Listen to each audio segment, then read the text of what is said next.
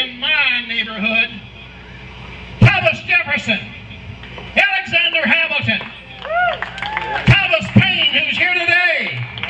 My good friend Bob Basso is going to speak in a few minutes.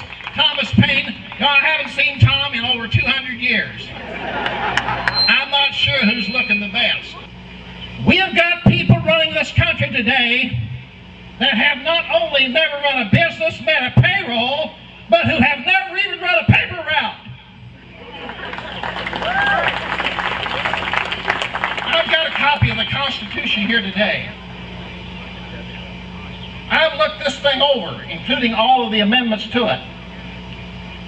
And I've found nothing in here that gives the federal government the right to take over a car company, your bank, or tell you you can put only 6 gallons of water in your newfangled toilet.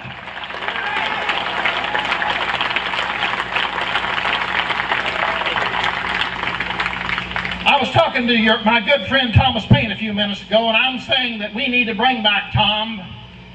We need to bring back from the dead Patrick Henry and Thomas Paine. He's done a great job. We need to resurrect these giants of the past. When I got on that gray horse and rode 450 miles, and that's a job in itself, went through Philadelphia, arrived outside of Boston, Massachusetts, I found 16,000 troops who were mostly young, inexperienced, untrained, who were clothed in the most unbelievable garb you've ever seen. They had no uniform, no flag. They wore old straw hats and felt hats. At times, they hardly had enough clothing to cover their nakedness. I looked through a telescope, and by the way, we had them back then. I looked through a telescope to Boston, which was out on a little peninsula there, held up with 1,000 loyalists, and by the way, they're back. These loyalists actually welcomed the British into their homes, fought for them, died for them side by side. One British general called my troops rebel in arms. They fought with muzzle loaders. A good soldier could get off 4 shots a minute, could hit a 7-inch target at 100 yards. When the Pennsylvania long rifles came in, they had rifled bullets. And they could hit a 7-inch target at 225 yards. A few hours of that, and the British learned to keep their head down. When they ran out of weapons, they used the saber, the bayonet. And my friends, when they didn't have either, young boys as young as my grandson Jacob fought for their lives and for your freedom with their bare hands. Now we need to remember that.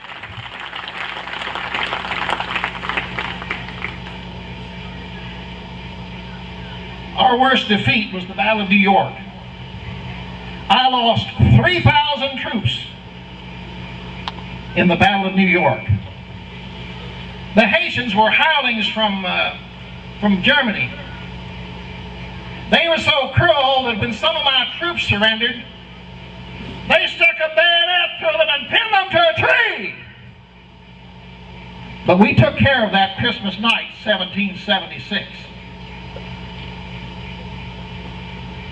I was back where the Brooklyn Bridge East End now stands. I was back to the East River, surrounded on all sides except that. The British troops had hundreds of ships that had 85 and 95 cannons on them.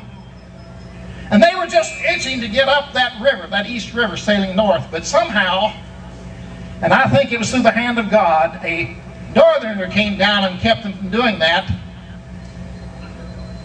And that night, about 11 o'clock, we started those 9,000 troops across that river.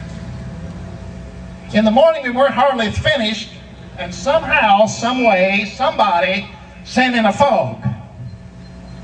And about 10 o'clock the fog lifted, and General Howe looked up and saw us leaving the other side.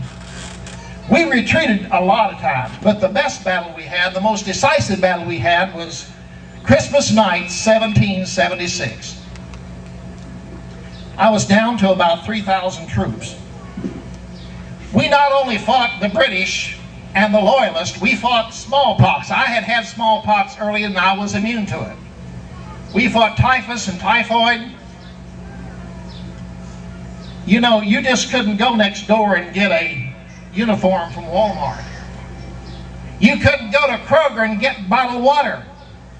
Imagine what it would be like if we had 10 or 20,000 people spread out here today and not even an outhouse.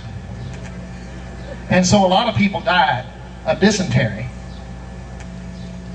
But on Christmas night, 1776, the temperature dipped to below zero. I took 2,200 troops and started across the icy, frozen Delaware. Somehow we got across and we marched 9.5 miles to Trenton, New Jersey. The German soldiers, who have always loved beer, loved it a lot that night. They were celebrating Christmas. They woke up to find us in their face. It took less than 2 hours to beat the socks and the shoes and the pants off of the Haitian army. And that turned the tide against the greatest army in the world. We lost only 2 that froze to death. I had only 4 wounded. Now tell me that there's not a God in heaven watching over us. I don't know about you, but I've got a checkbook and I've got to balance it.